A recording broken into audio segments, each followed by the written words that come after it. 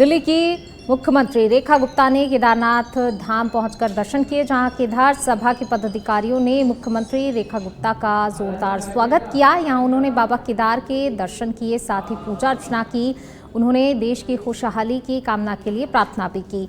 इसके बाद उन्होंने बद्रीनाथ धाम के भी दर्शन किए। तो वहीं यात्रा व्यवस्थाओं को लेकर उत्तराखंड सरकार एवं BKTC के कार्यों की सराहना भी की। चलिए बढ़ेंगे आगे। उत्तराखंड के देहरादून में स्थित एक स्कूल में दिव्यांग बच्चों के साथ यौन शोषण और पिटाई मामले में पुलिस ने हॉस्टल के वार्डन को गिरफ्तार किया है। एसपी ने बताया कि मामले का संज्ञान आने पर नाबालिग बच्चों का चिकित्सक परीक्षण कराते हुए बाल कल्याण समिति को भी मामले की जानकारी दी गई है और दिव्यांग बच्चों की भाषा को समझने के लिए पुलिस द्वारा विशेषज्ञ ट्रांसलेटर की व्यवस्था भी की गई है। इसकी गहनता से जांच करते हुए आवश्यक सबूत इकट्ठे किए गए हैं। तो देखिए, ये बच्चों से छेड़खानी का मामला सामने आया था, जिसके बाद इस मामले को हालांकि संज्ञान में लिया गया। हॉस्टल के वार्डन को पुलिस ने गिरफ्तार किया गया है। साथ ही इस मामले की जानकारी जो है बाल कल्याण समिति को दी गई है और जो बच्चे हैं उनको समझ सके, इसके लिए बच्चों की भाषा को समझा जा सके, इसके लिए एक विशेषज्ञ को भी जो है बुलाने की बात यहाँ पर प्रशासन की तरफ से की जा रही है। तो देखिए, फिलहाल तो हॉस्टल के वार्डन को गिरफ्तार कर लिया गया है। साथ ही बाल कल्याण समिति को इस मामले की पूरी जानकारी भी दे दी गई है। स्कूल के केयरटेकर ने दिव्यांग बच्चों से छेड़खानी की थी।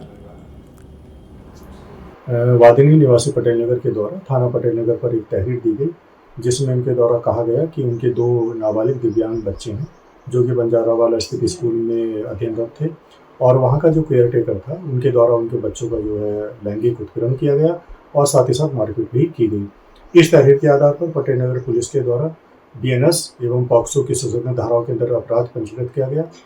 घटना की संवेदनशीलता के दृष्टिगत वरिष्ठ पुलिस अधीक्षक महोदय के द्वारा घटना के अनावरण के निर्देश दिए गए, जिसके क्रम में पुलिस के द्वारा कार्रवाई करते हुए मौका वारदात से DVR एवं CCTV फुटेज को हासिल किया गया। साथ ही साथ जो चाइल्ड वेलफेयर कमेटी है उसको भी इन्वॉल्व किया गया। उनके द्वारा ट्रांसलेटर की मदद से बच्चों के बयान अंकित किए गए।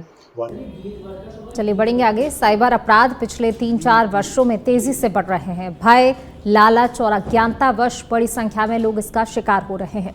साइबर ठगी का शिकार लोगों के फहरिस्त में बड़े उद्यमी, कारोबारी, सेवानिवृत्त सैन्य अधिकारी से लेकर सरकारी कर्मचारी, पुलिस महकमे के लोग और बैंक अधिकारी तक शामिल हैं। साइबर ठग समय के साथ लोगों को ठगने के लिए नए नए तरीके अपनाते रहते हैं, लेकिन वर्तमान में साइबर ठग 3 टॉप साइबर ठगी चल रही है, जिससे लेकर सरकार भी लगातार लोगों को जागरूक कर रही है। तो वहीं साइबर क्राइम से बचने का सिर्फ एक ही तरीका है, सतर्कता और जागरूकता। तो देखिए, जिस तरीके से साइबर ठगी के मामले लगातार बढ़ रहे हैं, तेज़ी से साइबर क्राइम बढ़ा है और इसको लेकर कहा जा रहा है कि सिर्फ और सिर्फ बचाव ही जो है इसका एकमात्र समाधान है। वो बचाव आप अपनी सतर्कता और जागरूकता के साथ कर सकते हैं। आप भी को खुद को ही जागरूक रहने की बहुत ज़्यादा ज़रूरत है। ये बहुत अहम सवाल है कि जो टॉप 3 ट्रेंडिंग अभी जो साइबर हमने देखे हैं क्राइम, जो हमारा जो विश्लेषण है उसमें पहला हम बताना चाहेंगे सेक्सटॉर्शन के काफी मामले हैं, जिसमें वो आपको वीडियो कॉल करते हैं व्हाट्सएप के माध्यम से या किसी भी सोशल मीडिया प्लेटफॉर्म पे, और वहां पे कोई महिला की फेक आईडी बना करके फिर जो वीडियो कॉल होता है उसमें आपकी आइदर लाइव फोटो ले ली जाएगी या लाइव वीडियो जो है कैप्चर कर ली जाएगी और उसके बाद पैसे मांगे जाते हैं। तो सेक्सटॉर्शन जो है एक बहुत बड़ी चुनौती है, जो कि पहले भी कई साल पहले भी 2-3 साल पहले काफी इसके मामले आए, तो दोबारा इसके मामले देखे जा रहे हैं। दूसरा जो हमने काफी ट्रेंडिंग मामला देखा है वो इम्पर्सोनेशन यानी कि रूपांतरण का देखा है, जहां पे आपके कोई परिचित, आपके परिवारजन, आपका मित्र, आपके ऑफिस के कलीग या बॉस, उनके फोटो लगा करके वो पैसे मांगते हैं और उसमें क्योंकि आप कई बार हम उसको वेरीफाई नहीं करते और क्योंकि आजकल AI का जमाना आ गया है, तो वो आपको हो सकता है कि वॉइस भी एक भेज दें, वॉइस क्लोनिंग करके भेज दें और जिसमें आपका एक ऑडियो। उत्तरकाशी के मौरी स्थित गचवाड़ गांव में विकसित कृषि संकल्प अभियान का शुभारंभ किया गया, जहां कार्यक्रम में कृषि मंत्री गणेश जोशी ने शिरकत की, जहां ग्रामीणों ने मंत्री का जोरदार स्वागत भी किया। कार्यक्रम के दौरान मंत्री गणेश जोशी ने विभिन्न विभागों द्वारा लगाए गए स्टॉल का अवलोकन किया। इस अवसर पर मंत्री ने एप्पल मिशन योजना के अंतर्गत लाभान्वित किसानों को चेक वितरित किए।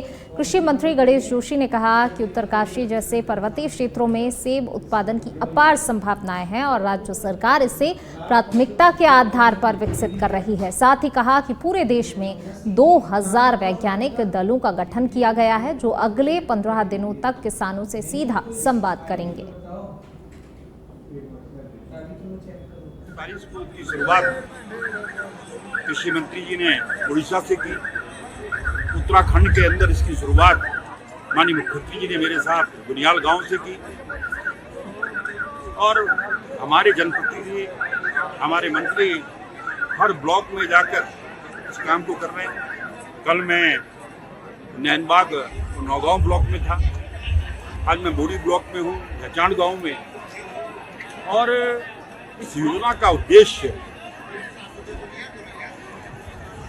जो हमारे वैज्ञानिक हैं 12 तारीख तक सब किसानों के बीच में जाएंगे और नई तकनीक से कैसे अपने उत्पाद को बढ़ाएं, किस प्रकार का बीज डालें, किस प्रकार की खाद डालें, इसकी जानकारी देंगे। और आज मैं उत्तराखंड की सबसे रिच बेल्ट रमाई घाटी में हूँ। यहाँ के किसान उन्नतिशील किसान हैं। जीरो पलायन किसी क्षेत्र से हुआ तो ये क्षेत्र है। इस अवसर पर कुछ मांगे यहाँ के किसानों ने की है। यहाँ पर सीड टूरिस्ट ट्रेड बनेगा, फसल जल की भी होगी और जो भी समस्या है मैंने अपने अधिकारियों से कहा है कि प्रदेश स्तर के हैं, महीने में एक दिन वो यहाँ पर बैठेंगे यहीं भी, ताकि ये हमारी जो जनता है जिसने विश्वास से हमें ये सत्ता सौंपी है। प्रदेश में अब मौसम करवट लेने जा रहा है। भीषण गर्मी के बीच कई इलाकों में बारिश होने से जनता को राहत मिल रही है, तो वहीं इस बार मानसून के एक हफ्ते पहले आने की संभावना भी जताई जा रही है, जिसको लेकर आपदा प्रबंधन विभाग अपनी तैयारियों में जुटा हुआ है। आपदा प्रबंधन में विभाग के सचिव विनोद कुमार सुमन ने बताया कि मानसून की तैयारियों को लेकर अभी तक 150 करोड़ रुपए की राशि स्वीकृत की गई है। इसके साथ ही राहत बचाव कार्य के लिए हर जनपद में निर्देश दिए गए हैं कि हर एक जनपद में हर तहसील के लिए टीम बनेगी। इसका गठन भी किया जाएगा जो आपदा आने पर अपने आप एक्टिव हो जाएगी। मैडम बताना चाहता हूं कि अभी तक हमने करीब 150 करोड़ रुपया स्वीकृत कर दिया है। करीब 150 करोड़ रुपया स्वीकृत करने की हमारी अभी फाइलें हमारी गतिमान है, वो हम अगले 5 से 7 दिन में कर लेंगे। और जो राहत बचाव की बात कर रही हैं उसके लिए निर्देश चले गए हैं जनपदों को कि हर एक जनपद में हर तहसील के लिए पृथक से टीम बनेगी। जब भी आपदा आएगी वो टीम अपने आप एक्टिवेट हो जाएगी। उस टीम में इंजीनियरिंग विभाग के लोग, लेखा के लोग, जिला प्रशासन के लोग, विकासखंड के लोग, ग्राम विकास के लोग, पीडब्ल्यूडी के, बिजली के, पानी के सब लोग रहेंगे। जहाँ भी आपदा आएगी टीम अपने आप जाके वहाँ पे सर्वे करेगी, क्या नुकसान हुआ देखेगी, जो आवश्यक सुविधाएं हैं उसको बहाल करेगी और बहाल करने के साथ साथ जो अहेतुक सहायता हम वितरित करते हैं उस अहेतुक सहायता वितरित करने के लिए। मोदी सरकार के 11 साल पूरे होने पर बीजेपी 5 जून को कार्यक्रम का आयोजन करेगी। बीजेपी प्रदेश प्रवक्ता हनी पाठक का कहना है कि 5 जून को कार्यक्रम का आयोजन होगा जो कि 25 जून तक कार्यक्रम चलेगा, जहां 11 साल के कार्यकाल की उपलब्धियां गिनाई जाएंगी। इसके साथ ही कार्यकर्ता जन जन तक जाकर योजनाओं की जानकारी देंगे।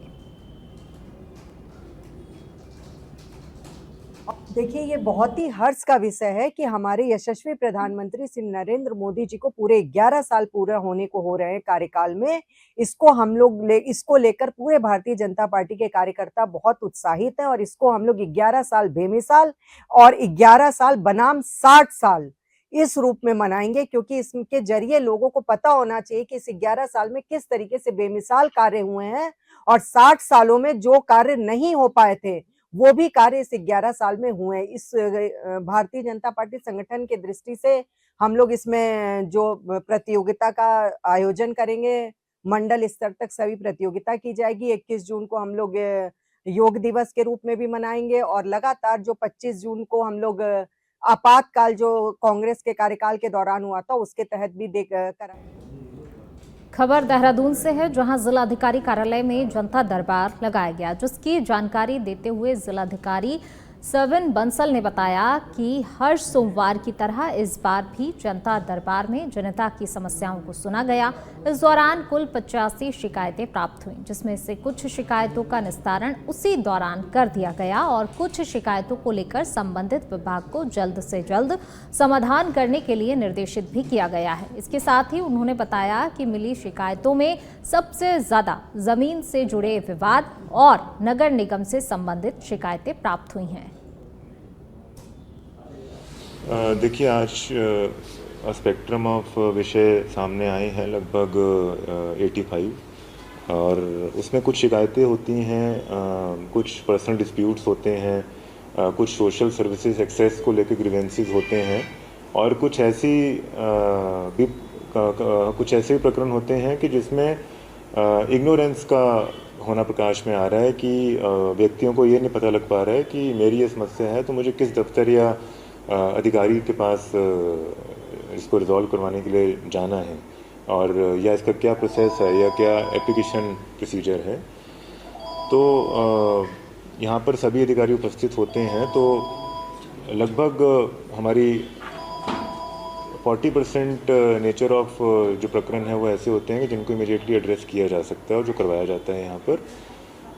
जहाँ पर कुछ समय मांगते हैं अधिकारी, तो उनसे लिखित रूप में एप्लीकेशन पर ही एप्लीकेंट के सामने लिखवाया जाता है कि इस तिथि तक उनका समाधान कर दिया जाएगा, सो डैट कि जब अगली बार वो।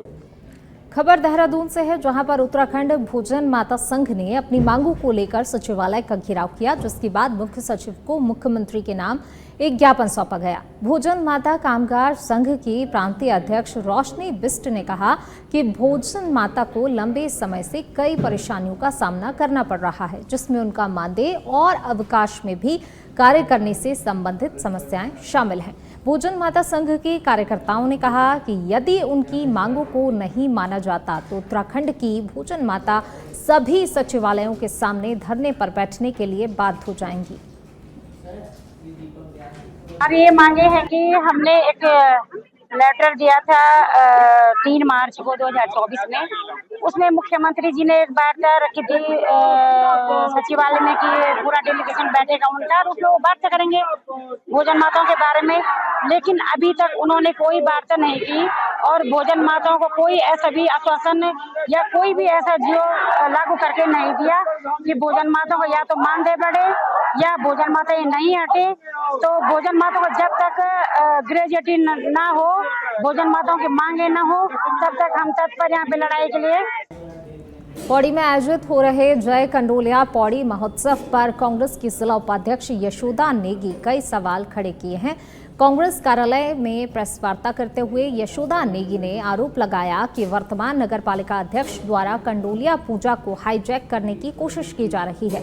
इसके साथ ही उन्होंने पौड़ी में आयोजित हो रहे महोत्सव में गढ़वाल रत्न नरेंद्र सिंह नेगी व लोक गायक अनिल बिस्ट की अनदेखी करने का आरोप नगर पालिका अध्यक्ष पर लगाया है। उन्होंने कहा कि उत्तराखंड की धरोहर को संभाले हुए नरेंद्र सिंह नेगी व अनिल बिस्ट को पौड़ी में आयोजित हो रही इस महोत्सव से अलग थलग रखा गया है, जो कि अपने आप में महोत्सव पर सवाल खड़े करता है। इसके साथ ही उन्होंने नगरपालिका अध्यक्ष के पति पर नगरपालिका के कामों पर खुलकर दखल देने का भी आरोप लगाया।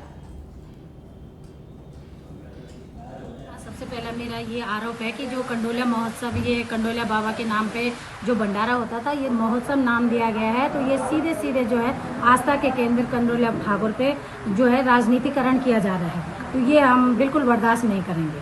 और नंबर 2 बात ये है कि ये महोत्सव पौड़ी के लिए हो रहा है और पौड़ी के जो व्यापारी हैं, छोटे मोटे तबके के व्यापारी हैं, स्थानीय व्यापारी हैं, और उनको इसमें साउंड सिस्टम देहरादून से बुलाया गया है। क्या ये व्यापारी जिनके पास साउंड सिस्टम है, ये इनका साउंड ठीक नहीं था या क्या नहीं था, किस कारण इनको यहाँ पर नहीं रोल करने दिया गया, देहरादून से बुलाने की क्या जरूरत पड़ गई थी।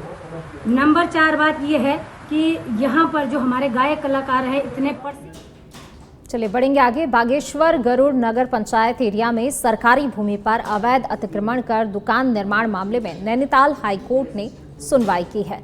कोर्ट ने नगर पंचायत अध्यक्ष गरुड़ भावना वर्मा के अवैध दुकान अतिक्रमण के खिलाफ कार्रवाई करते हुए अवैध अतिक्रमण को ध्वस्त करने के जिला प्रशासन को निर्देश दिए हैं।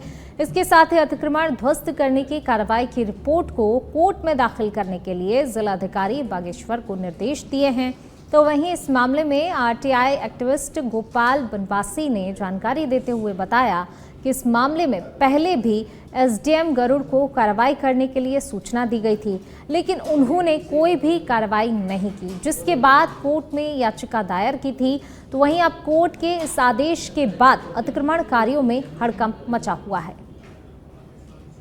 गरुड़ में नगर पंचायत अध्यक्ष जो निर्वाचित है भावना वर्मा के खिलाफ मैंने पहले भी एप्लीकेशन दी थी विभाग को कि इनके द्वारा अवैध अतिक्रमण किया गया था और एफिडेविट में भी इनके द्वारा अवैध अतिक्रमण की बात छुपाई गई थी।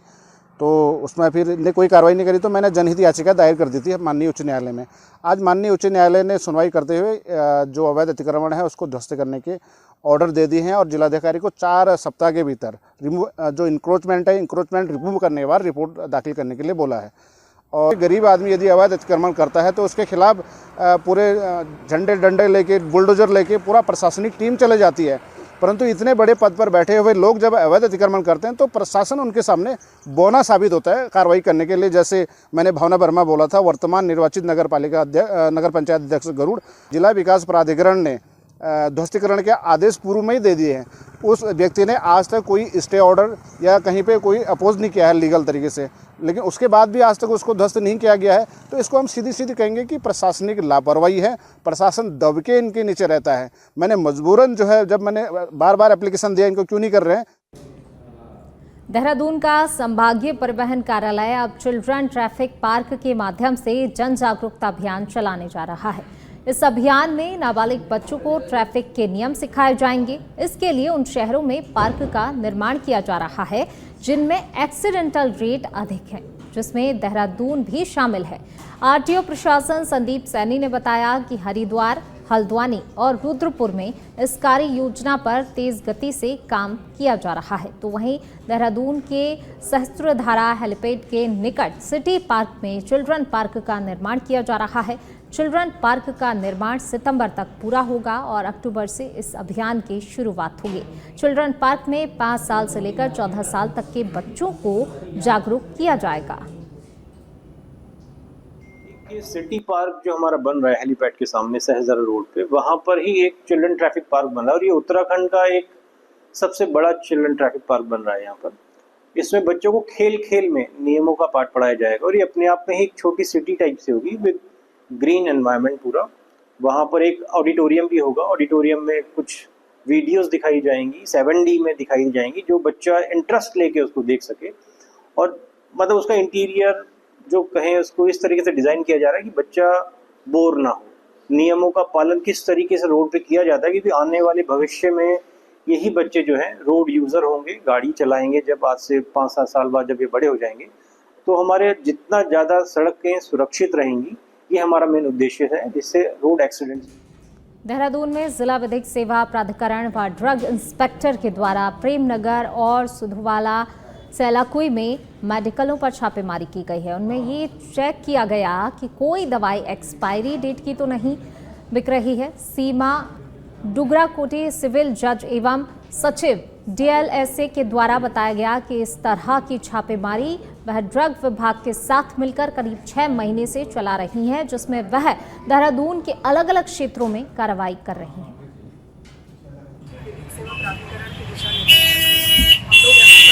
सुरक्षित दवा और सुरक्षित जीवन एक अभियान चल रहा है, जिसमें हम लोग ड्रग विभाग के साथ हर महीने में कम से कम 2 दिन शहर के और जितने भी ग्रामीण इलाके जगह जगह जाकर इंस्पेक्शन करते हैं, चेक करते हैं कि वहाँ दवाइयाँ कहीं एक्सपायरी दवाइयाँ तो नहीं मिली, जो वैक्सीन वगैरह हैं वो जिस पर्टिकुलर टेम्परेचर पे रखी जानी चाहिए उस पर रखी जा रही हैं, उनको ठीक से। इसके अलावा जो भी और नारकोटिक्स की दवाइयाँ हैं उनको प्रॉपर रजिस्टर मेंटेन करके। उत्तराखंड में मौसम का मिजाज बदल रहा है। बीते रात से प्रदेश के कई क्षेत्रों में बारिश का दौर देखने को मिल रहा है। इस बीच अब मौसम विभाग ने आगामी दिनों के लिए अलर्ट भी जारी कर दिया है। इसको लेकर मौसम वैज्ञानिक रोहित थपलियाल ने बताया कि 2 जून को उत्तराखंड के पर्वतीय और मैदानी क्षेत्रों में विशेषकर देहरादून, टिहरी और अनेक स्थानों पर हल्की से मध्यम बारिश मिलने की संभावना है। 3 और 4 तारीख को उत्तराखंड के कई पर्वतीय और मैदानी क्षेत्रों में हल्की और भारी बारिश की संभावना भी जताई गई है और 5 तारीख के बाद बारिश हल्की रहेगी। देखिए, आज 2 तारीख है, तो 2 जून को जो है उत्तराखंड के पर्वतीय क्षेत्रों में विशेषकर जो देहरादून, टिहरी है, वहाँ पे अनेक स्थानों पे, जबकि जो अन्य जनपद है वहाँ कुछ स्थानों पे हल्की से मध्यम वर्षा मिलने की संभावना है। 3 तारीख में उत्तराखंड के पर्वतीय क्षेत्रों में अनेक स्थानों पे और मैदानी क्षेत्रों में कुछ स्थानों पे हल्की से मध्यम वर्षा मिल सकती है और 4 तारीख को भी जो कह सकते हैं उत्तराखंड के जो पर्वतीय क्षेत्र है वहाँ पे कुछ स्थानों पे और जो मैदानी क्षेत्र है वहाँ कहीं कहीं मध्यम और हल्की वर्षा मिलने की संभावना है। 5 तारीख से और उसके बाद जो है वर्षण में थोड़ी कमी मिलने की संभावना है। तो 5 तारीख को और 6 तारीख को उत्तराखंड के पर्वतीय क्षेत्रों में